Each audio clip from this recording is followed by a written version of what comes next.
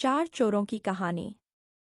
एक बार की बात है, एक छोटे से गांव में हरियाली भरे पहाड़ियों के बीच चार शरारती लड़के राजू, रवि, श्याम और सनी नाम के थे। ये चारों दोस्त न केवल साथ खेलते थे, बल्कि उनकी हंसी गांव के गलियों में गूंजती थी जैसे ही वे साथ मिलकर अपनी चालाकी के दस्तावेज तैयार करते।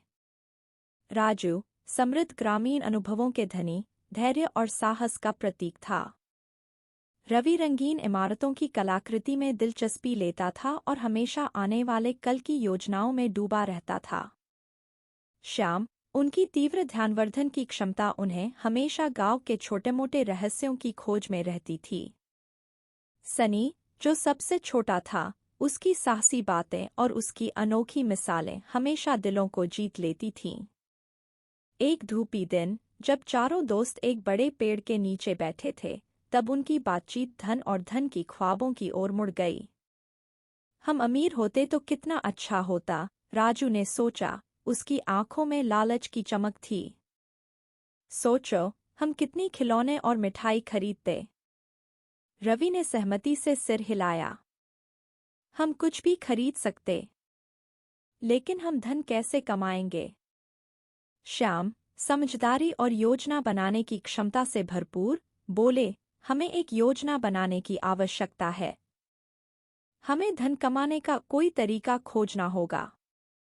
सनी ने दिलचस्पी से कहा, मैंने सुना है कि चोरी करके धन कमाने वाले लोग एक रात में अमीर हो जाते हैं। क्यों न हम भी चोर बन जाएं? यह विचार उनके दिल में बस गया और अब चारों दोस्त अपने सपने को साकार करने के लिए तैयार थे। पहला कदम गांव के लिए गवाहों की खोज थी। रवि ने गांव का मानचित्र तैयार किया, जिसमें समृद्ध परिवारों के घर के स्थान को ध्यान से चिह्नित किया गया था। श्याम ने धनी परिवारों के दैनिक आदतों की जांच की, ताकि उनकी गतिविधियों का समय निकाला जा सके। अंधेरे में चारों दोस्त ने अपनी साहसिक चोरियां की। उन्होंने धीरे-धीरे, बिना किसी के ध्यान में लेते हुए धनी घरों की चोरी की। पहले कुछ प्रयासों में उन्हें अनुभव की कमी थी, लेकिन धीरे-धीरे उनकी कौशलता बढ़ती गई और वे चोरी करने का काम मास्टर बन गए। लेकिन उनके धन के आवागमन के बीच उनकी अंतरात्मा में एक असहमति उत्पन्न होने लगी। वे अचानक अपने आप को एक सामान्य चोर से अधिक नहीं मानने लगे और उनके बीच छिपी गुंजाइश की तरफ संकेत होने लगे। एक दिन, जब वे अपना चोरी का माल बांटने बैठे, तो उन्हें एक अचानक बिना बारिश का बूंद के समान एक सच्चाई का आभास हुआ। उन्हें यह एहसास हुआ कि वे केवल सामान के लिए चोरी नहीं कर रहे थे, बल्कि उनके द्वारा की गई चोरी ने उनके प्रियजनों के भरोसे को भंग किया था। उनके दिल में गहरे दुख और खेद का एक एहसास हो गया।